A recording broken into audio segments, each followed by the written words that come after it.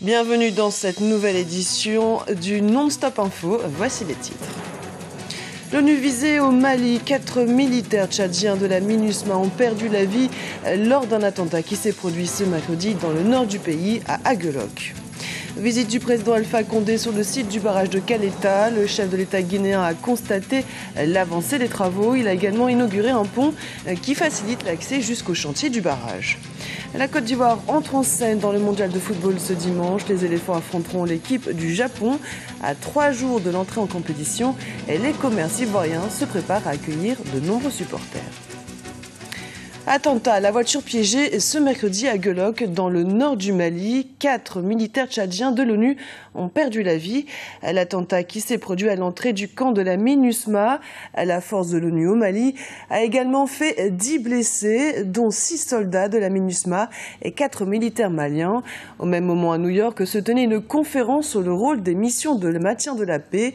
Écoutons à ce sujet le secrétaire général des Nations Unies, Ban Ki-moon.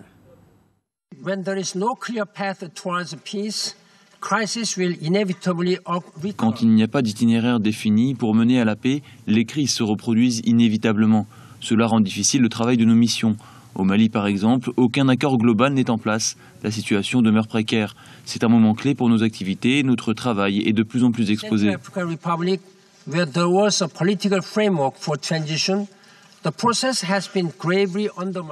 Tension à la frontière entre la République démocratique du Congo et le Rwanda. Des accrochages entre les armées des deux pays ont éclaté ce mercredi à l'aube dans une petite localité située à une vingtaine de kilomètres de Goma. Les autorités congolaises font état d'un premier mort, un soldat congolais. La situation est toujours instable. Après une nuit de calme relatif, les combats ont repris ce jeudi. La Guinée qualifiée de château d'eau d'Afrique, une richesse considérable qui devrait apporter croissance et prospérité. Pourtant, les défis énergétiques du pays sont considérables. Pour réduire le déficit en énergie, les autorités ont initié plusieurs projets, parmi eux le barrage de Caleta. Les travaux débutés il y a un peu plus de 2 ans. Une première turbine devrait être opérationnelle d'ici mai 2015. Voyez ce reportage à Caleta de notre envoyé spécial Nicolas Cuquel.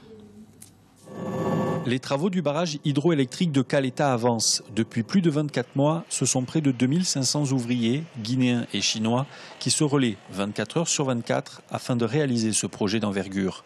Objectif, réduire la dépendance énergétique de la Guinée et répondre à l'épineuse question des délestages à l'horizon 2016. Le barrage de Caleta, sur le fleuve Concouré, représente un investissement de plus de 446 millions de dollars. Il produira à terme près de 240 mégawatts. L'usine va finir dans 6 mois et au mois de mars 2015, on va faire la mise en eau. Et le 31 mai 2015, nous allons lancer la première turbine qui va donner 80 mégawatts aux populations de Conakry et de la ligne interconnectée Tombo, système Samou, Garafiri, King Kong. Ça veut dire quand on va mettre le courant, c'est jusqu'à l'abbé, il y aura le courant 24 heures sur 24. Ce mercredi, le président Alpha Condé s'est rendu sur ce vaste chantier à ciel ouvert situé à 140 km de Conakry.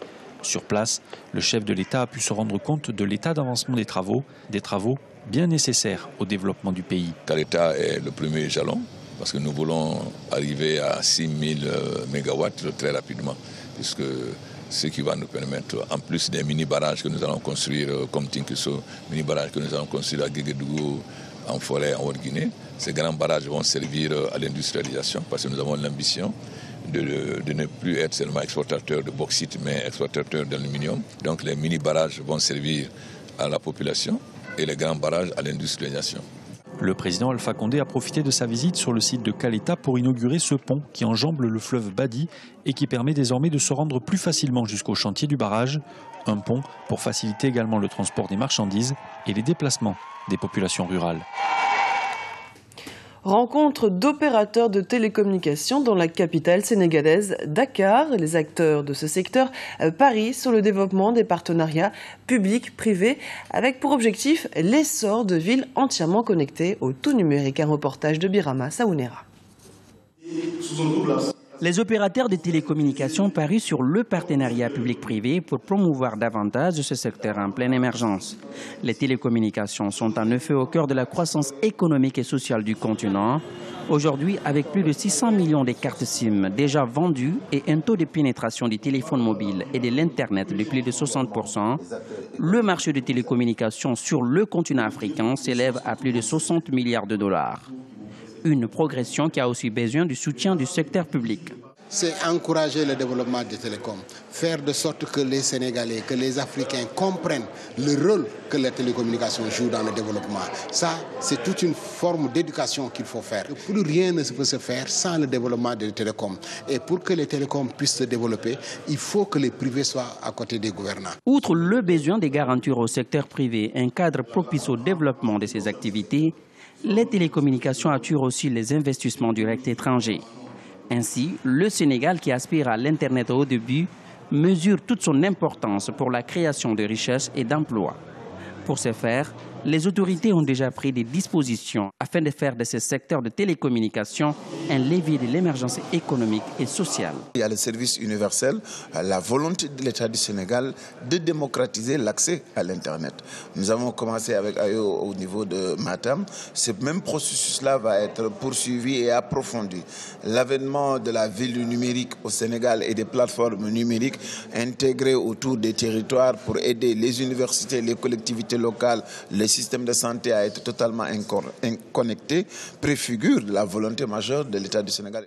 Pour l'heure, les défis sont nombreux. En plus des enjeux démographiques du continent dans les années à venir, les opérateurs devront s'adapter aux nouvelles réglementations sur le marché des télécommunications, notamment le respect des données personnelles contenues dans les messageries et les comptes de usage des réseaux sociaux, entre autres, à l'horizon 2016. Les hôpitaux au Cameroun adoptent une nouvelle technique basée sur l'utilisation de la tablette informatique pour diagnostiquer les maladies cardiaques. Les résultats du test sont transférés instantanément à des spécialistes qui peuvent les interpréter. Un dispositif pratique et facilement transportable qui permet de porter secours et de diagnostiquer les patients habitant dans les zones les plus reculées. Sandra Chiombo et Grazia Chakunte.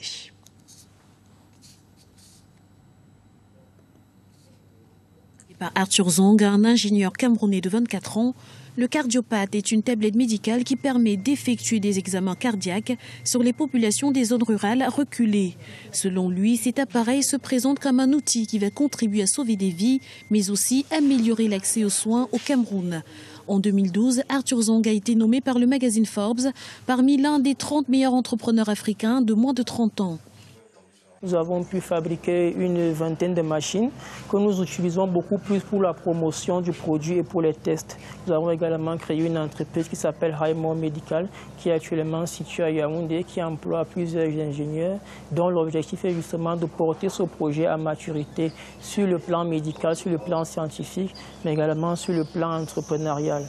Donc notre objectif, c'est donc de produire plus de machines afin de répondre à la demande des centaines d'hôpitaux de districts qui ont vraiment besoin de cette solution. À l'hôpital du district de Mbankomo, à 25 km de Yaoundé, la capitale, les médecins utilisent ce cardiopad pour diagnostiquer des maladies cardiaques. L'application créée par l'ingénieur camerounais Arthur Zong permet d'effectuer des examens comme l'électrocardiogramme à l'aide d'une tablette. Nous suivons les malades qui ont des problèmes cardiaques en Mbankomo sans que ceux-ci ne se déplacent pour Yaoundé. Donc l'appareil nous permet de les examiner ici, de faire leur électrocardiogramme, de l'envoyer aux spécialistes qui nous retournent, n'est-ce pas, la conduite à tenir. Plusieurs tests médicaux ont été effectués avec ce cardiopad, un appareil validé par la communauté scientifique camerounaise. Pour pallier les délestages dans les zones les plus reculées, Arthur Zong travaille sur une version du cardiopad qui fonctionne à l'énergie solaire. La Côte d'Ivoire fera son entrée dans le mondial ce dimanche 15 juin face au Japon. Les éléphants font partie des 5 équipes africaines en compétition. À domicile, les supporters se préparent à soutenir les éléphants, comme nous l'explique Camille Thomas. Hambourg, les membres du fan club des éléphants espèrent bien se faire entendre jusqu'au Brésil. À 3 jours de l'entrée en compétition de la sélection ivoirienne, tous sont mobilisés derrière leur équipe. Dans les rues d'Abidjan, les commerces et notamment les restaurants se préparent également à accueillir les supporters pour le jour J. Chez Arsène, qui tient la buvette Brasilia, les clients pourront regarder le match en direct dans une ambiance 100% football. On rend le coin comme un stade de football. Comme les gars se trouvaient comme Brésil, se trouvaient Brésil dans leur maison. C'est comme ça qu'on est en train de faire. On a télé, on a tout. On a mis tout en marche. On fait les drapeaux de tous les pays qu'on a ici.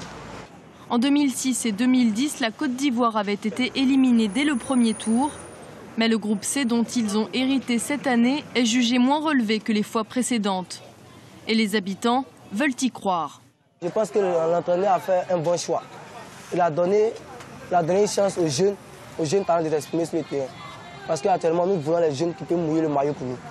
Nous ne voulons pas les jeunes qui vont, les anciens, exemple les Drogba, Yaya Touré, on vient s'arrêter, jouer un football, les gens s'amuser avec les Ivoiriens.